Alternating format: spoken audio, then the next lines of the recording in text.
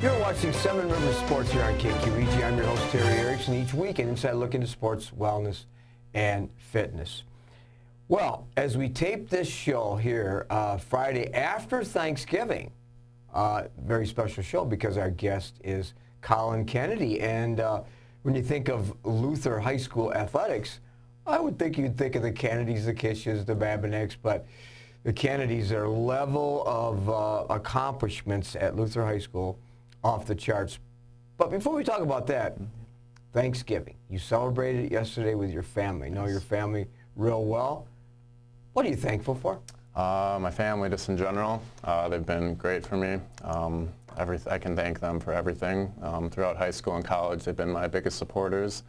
My siblings have came to all of my games. My parents, they've driven thousands and thousands of miles. I had a tournament in California my sophomore year, and my parents were there, so that kind of means a lot to me. You know, I talked to your dad quite a bit, who's a real good friend, and he would get in his car, whatever time of the day, to get to a site, not just Wisconsin Lutheran in Milwaukee, but anywhere, and then come back late at night, maybe go to the office or go home and back to work the next day? Yeah, my mom would get a little heated about it because we'd get done with games around 9 or 9:30, and my mom would just, why don't we just buy a place in Milwaukee? But my dad's like, let's get in the car, we're going back, I got work in the morning. So yeah, but I'm very happy that they would come to every single one. I think my dad only missed 1 or 2 games out of the 105 I played in, so that's kind of crazy. You're kidding me. Only 2. So you had a great Thanksgiving. Yes. You think back through the years, maybe the most memorable Thanksgiving you can recall? Probably 2 years ago with my dad's mom. She recently passed away. She was 98 years old, so we kind of knew it was her last Thanksgiving, so it was pretty special that all of us kids got to be around her. And we would always help her set up the Christmas tree afterwards, so that's kind of a memorable, and for me especially. So when you think of the Kennedys, you think of you think of your athleticism, but you think of the culture of being together, because it's a very close family. Yes, we're all 2 years apart. We pick on each other a little bit because of that. It's a little sibling rivalry. But we are all very close. We would always push each other to be better people and better on the basketball court. And I think that's something special that not many families have. They can relate on many different ways, and we would always just constantly be pushing each other to make each other better. You know, I'm not sure how many of our viewers know this, but I'm deeply involved in the Wisconsin Basketball Coaches Association as an official, as a board member. Each June, the Wisconsin Basketball Coaches has an all-star game at just a game field house in the Dells. The only time in the history of Wisconsin basketball that 3 brothers, Collin, Ben, Christian, and now Caitlin, all played in the all-star game. That's a story in itself right there. Yeah, it's a very special thing. Jerry Pettigrew is in charge of the MAC Fund, which is part of the WBCA. The game itself raises thousands of dollars every single year to children with cancer. So it is a great cause, and many people donate, and that's a blessing in itself. And the game is very special. You get to spend a week with your host team, the coaches that they choose. So it's just a great experience, creating new friends, and I still know a few of them. I played against Cy Staver. He went to Edgewood College, so he was from Mineral Point. He was on my all-star team, so we played against each other 8 times in our college career, so it's something special that the relationship started even when we were in high school, and we'd constantly be playing against each other, so it was really cool. It all started for Collin Kennedy at St. John's grade school in Lewiston, Minnesota, where you used to live. It all started there with some coaches, Coach Motzke, and it all started there, and then into Luther, AAU, all those things before you went and played your college career. Talk about some of those memories. Small gyms. We only had 8 or 9 kids in my class at St. John's in Lewiston, so you create a relationship with those guys. 2 of them, Jacob Motzke, Caleb McNally, I'm still close with on a monthly basis. We'll catch up a little bit. So yeah, just the memories of I don't know, we took it really seriously. We thought it was like the biggest thing. Every Friday night we'd have games, so it was a special time. I still remember quite a bit of those. Well, I remember a lot of your games at Luther, and you were all conference, you were most valuable player, you broke all kinds of records, all state. I mean, you accomplished more in high school than perhaps you even ever dreamed of. Yeah, I was led with my teammates. I had great role models. The players ahead of me set up a great opportunity for me to be successful. I had my brother 2 years ahead of me. We were great my sophomore year. We made it to the sectional final before we lost to Cuba City, and that's a memory that I'll never forget. We were so close when we lost to Cuba City in overtime. Yeah, it was a great time. Well, and again, it's just incredible. I officiated a lot of your games. We broadcast here on KQEG. And your mom and dad were great athletes themselves. Your mom, one of the leading scorers in the history of Luther basketball, and then your dad, an outstanding player at Winona State. Prior to that, St. Thomas. So the expectations were there from the very beginning. Yeah, my dad almost wanted me to play football. Some of his friends were asking why I was even bothering with basketball, but in high school it kind of opened their eyes that this is something I really wanted to further my education with, and the reason I wanted to go to college. Again, today we're catching up with Collin Kennedy, one of my favorites. The third time he's been on the show by popular demand. And so this is interesting too, that the three Kennedy boys, Christian, Ben, Collin, all to Wisconsin Lutheran. How special was that? We would have a few fights in some practices. Our coach would laugh about it, and it was something we would have talk about a few times. But it was a great experience. Not many people get anything close to that. Just all being with each other for 4 months straight. We would see each other every single day at practice, games, road trips. So it was, in my opinion, it was really cool and something that I will miss in the future. Speaking of really cool, this is so incredibly impressive. Collin Kennedy led Wisconsin Lutheran all 4 years, all conference. 7 times conference student athlete of the week. Averaged 21 points a game. The all-time leading scorer in the history of Wisconsin Lutheran college basketball, and rebounding, all conference every year. And I'm not sure if your records will be broken, but did you ever envision that you'd be the best basketball player that ever played at Wisconsin Lutheran? No. After my freshman year, my teammates would talk to me. They were saying, if you do this for 3 more years, you might get there. And that kind of just stuck in my head with my work ethic. And that wasn't the reason I did all this, but I separated myself. I got at it every single day. I would set myself to a higher standard with my work ethic, and it paid off. It paid off because, I mean, it's the most incredible statistical stat that I've ever seen, that you've had that much success. I don't think many people in this area even are aware of those impressive statistics. So then you decided, well, I'm going to try to take it to the next level. Yeah. And how did that all materialize? It took a while. I was very stressed for the first few months. I was going to New York for tryouts. I went to Lithuania for about 10 days for another tryout, and there were lots of talks with teams in Lithuania for a second division that didn't pan out. So I got another agent, and in a few weeks I was signed to play in Kosovo. This is south of Serbia and north of Greece.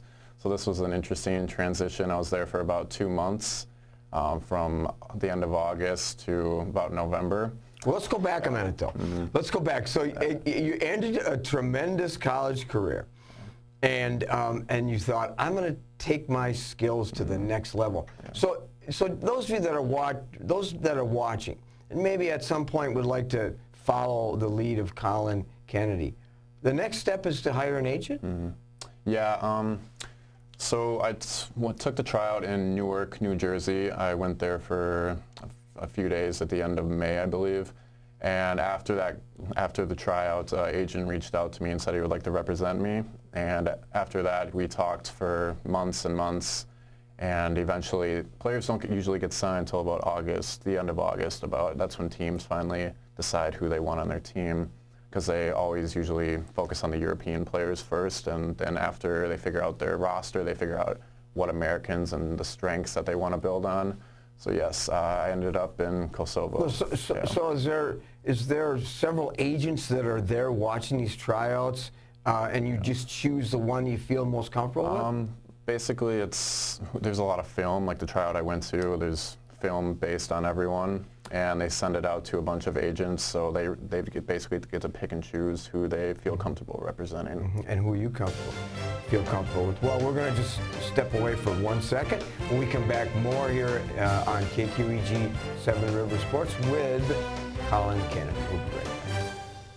With our busy lives, it's a comfort to know that we can still remember loved ones in a traditional way with a monument. Lewiston Monuments in Lewiston, Minnesota has been helping families purchase a monument for over 4 generations. You'll find a large selection of beautiful granite, marble, and bronze monuments, all at competitive prices. And they're a full-service company, so they also do straightening, cleaning, and repair of monuments. Stop in or call for a no-obligation consultation, or visit lewistonmonument.com for more information.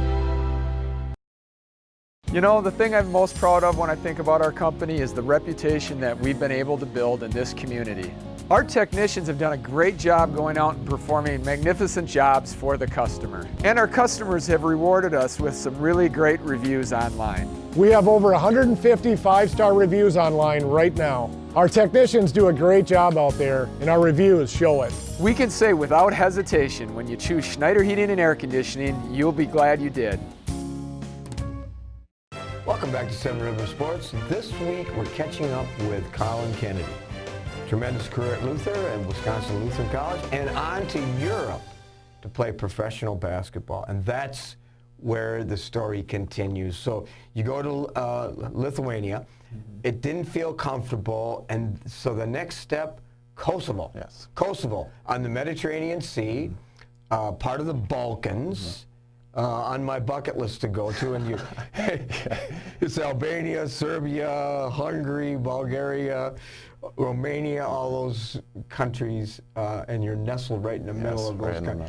So you sign there, you get off the plane, it's like, okay, now I'm in a foreign country, I'm in the Balkans, I'm in Kosovo. What was that like? So right after I got the plane, I waited for about a half an hour, then the president of the team came and picked me up. He took me out to dinner, and then he showed me my apartment, and it was kind of eye-opening, just the way of life there. My first night there was pretty experimental. I got there, I was the only American there for about 4 nights, so I was going to practice at night just by myself. I didn't have Wi-Fi the first few nights, so I was completely on a ghost town, basically. So it's a little different from here. My teammates didn't arrive for about 3 to 4 days, so I was just basically going to lunch and dinner that they provided for me. It was nice. Like, it's a good gig. Well, it brings a personal reflection to my mind, and that's when I was coaching and officiating in Europe. I had similar experience in Italy when I arrived, and then things got better, and I'm sure they got better for you. So a lot of people ask you, what's it like playing, officiating, refereeing, or coaching in Europe? Well, you got to Kosovo, and do they provide an apartment for you? Yes, the apartment had 4 bedrooms, Wi-Fi once everyone got there. So, and basically the meals were given to us. We would have about 4 to 5 restaurants that we would switch with other teammates on a daily basis, so we would get to pick and choose where we'd want to go to. So that was really nice. The food is amazing there, a little bit better than here, but I did miss the food here eventually. So describe the city. Describe what you saw when you got there. So Mitrovica, Kosovo is where I ended up, and there's a bridge between one side of the country, one side of the city, and the other. One side of the bridge is considered Serbia. The other side of the bridge is considered Kosovo. And the Kosovian people were a lot nicer than the Serbs. That's what they pronounced them as. They were very, very welcoming. basically love Americans. So every single time you're walking around, people are just staring. Like, they would ask to take pictures with you. Like, all the younger, there are a lot of younger teams that just idolize basketball around that live in the city. So they would ask for our pictures. They would love to shoot with us during our morning workouts, and basically, like, they don't see many Americans ever. So this was kind of a cool experience for us and them. Geez, I guess so. So it kind of elevates you to you're kind of a celebrity there, basically. Yeah. I've been reading about youth basketball in those countries and in Kosovo, and they're in clubs, of course, and the style of play, how they start and develop their skills and so on is highly different than what we have in this country. Yeah, definitely. I'm very blessed, like in the United States, the amount of equipment that we have compared to these European countries, like the shoot-away machines, the coaches. We only had 2 coaches on our team, and one would only be there for games. So the amount of resources that we have in the United States is truly a blessing compared to some of these foreign countries. Describe, you get there, you get there in August, the season begins in October, so you have a series of tryouts, practices, workouts, and so on. Describe those. They're pretty intense. Everyone's just as good as you or even better. Everyone's just as strong. The rules are different a little bit. The three-point line is about another foot behind, so that took a little bit of an adjustment. I didn't really start shooting threes until I got to college, so that was a little eye-opening for me that you need to basically just practice that. We would have morning shoot-arounds for an hour and a half every single day we would go to. And then we would usually go work out as a team. Usually the Americans would go lift, and then we would have a break period for about 4 to 5 hours, and then we would have another 2-hour practice at night. And so did you have a lot of time for socializing, checking out the sites and stuff? There were some, there's a lot of mountains. It kind of reminded me of lacrosse a little bit, like just literally walking out of the door, there's just mountains and mountains everywhere, and it was really beautiful, like during, like around the sunset time. So I would always go walk around with my camera and take some pictures. So it was some really pretty sights. Let's see, some of the countries around me, I did get to go to Albania, Vlore, Albania. It was about a 5-hour drive, only about 200 miles, but the roads are kind of different there, and navigation is completely different. But the Mediterranean, one of the seas is just eye-opening, just gorgeous. So it was a really cool experience. So only 3 Americans can be on a team in Europe, okay? And so there obviously is a language barrier then. How did you handle that? So basically, our coach didn't even speak English. We had a 18-year-old on our team who was in an English school, so he was very good at English, so he would stand by us every time the coach was speaking in Albanian. And this was it was a little frustrating at times because the coach would start screaming at us if we didn't know a drill right, but we're all just like, what are we doing? But so they were a little lenient until like the middle of the season going on. Well, describe the practices and then the games and the style of play compared to college at Wisconsin Lutheran. I'd say college basketball is a little more structured. It was kind of more like run and gun. There's only 24 seconds on the shot clock. That was more of an adjustment for me because the second you get it, if the team scores, you just got to get it and sprint up the floor. You can't really walk it up or jog up. So that was the biggest difference. A lot of quick hitters on offense, but basically just getting into it right away and giving it to your playmakers. So very upbeat, and it's been described as pace and space are the 2 key words used in European basketball, besides all the FIBA rules, which we touched on some of them. But spacing and then quick pace are 2 things that that they focused on? Yes, especially with guard play. There was a lot of drive and kicking. It's not really a lot of sets. It's kind of like get your shooters in the corner, get your playmakers with the ball, and there was a lot of dishing and quick sets. Officiating, how was that? They don't call much, basically. Like in the post, if you get shoved, they're not doing anything. The ball's already going the other way, and it's 2 points. But that was an adjustment. I couldn't really post up as much as I wanted to. It was a lot more on the three-point line.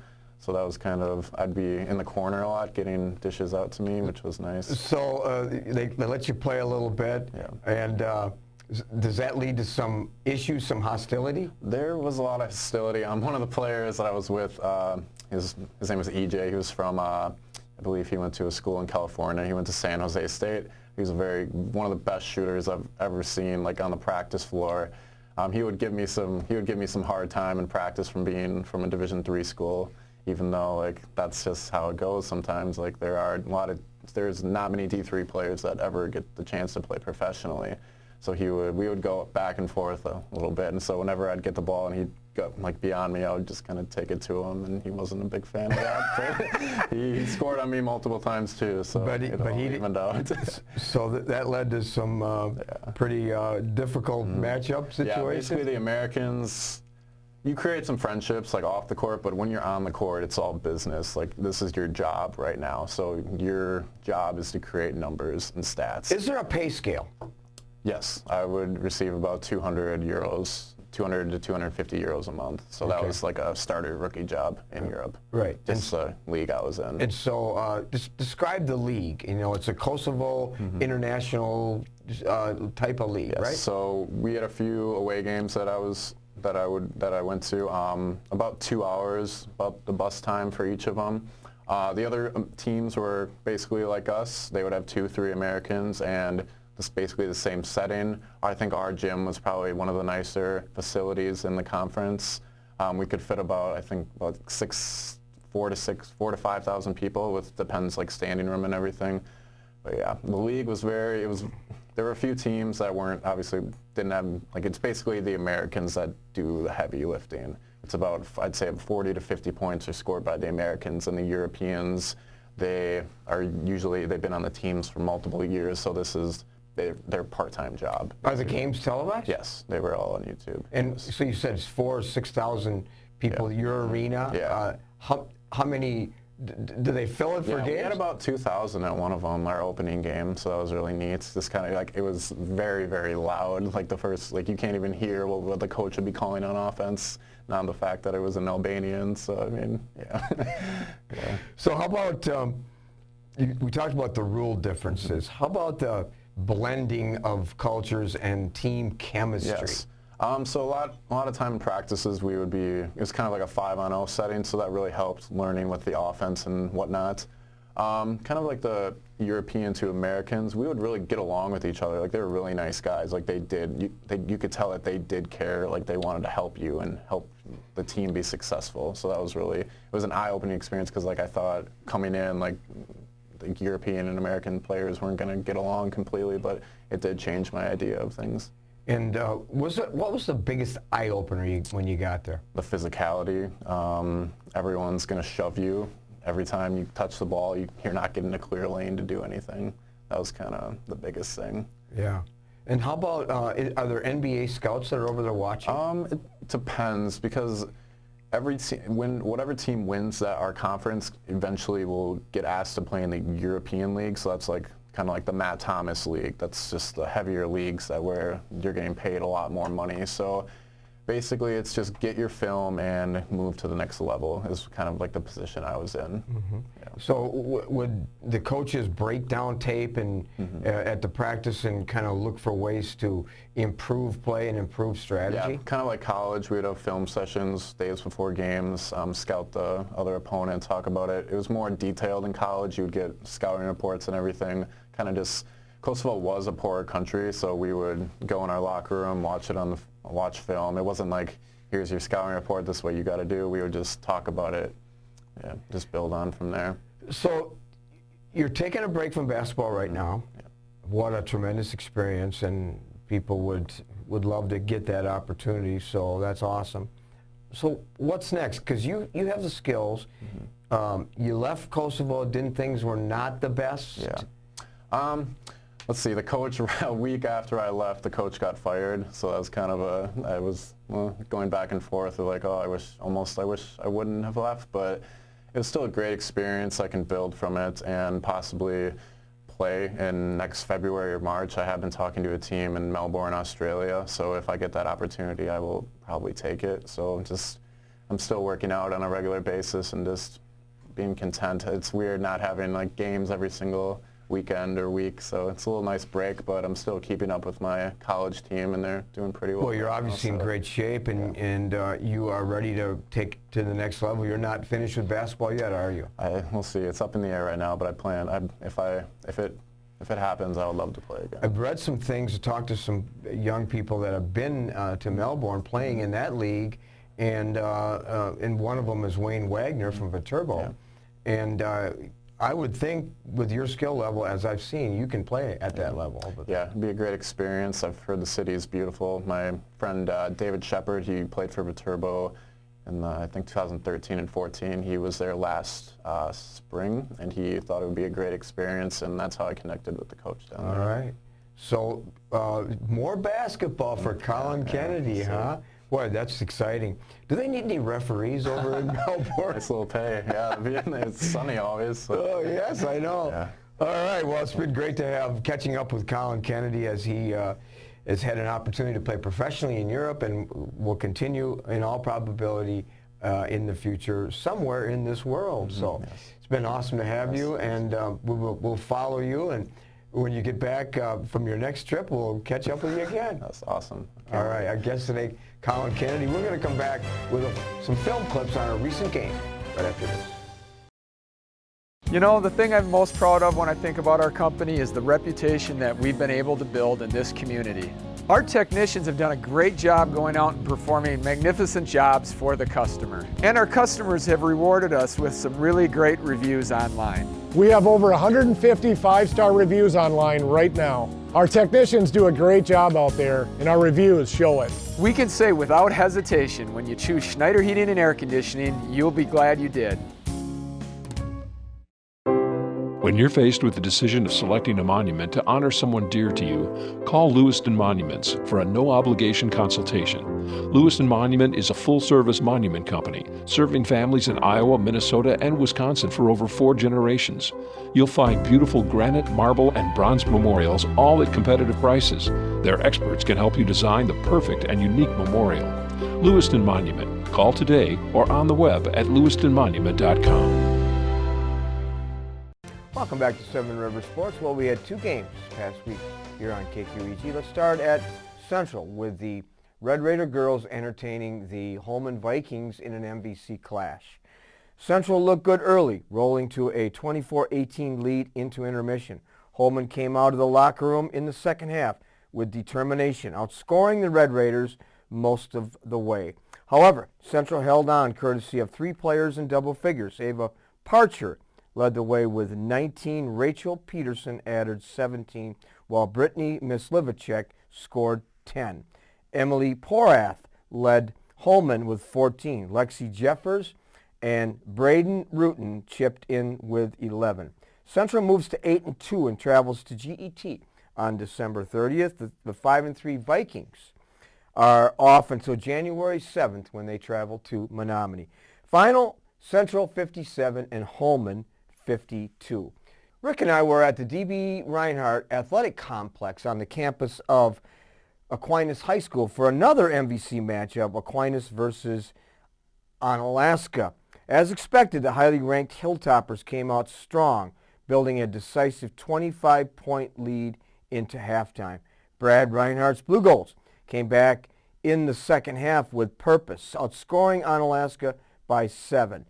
But the lead was too decisive for the Hilltoppers as Tyrell Stutley scored 18 and Carson Arntz 16.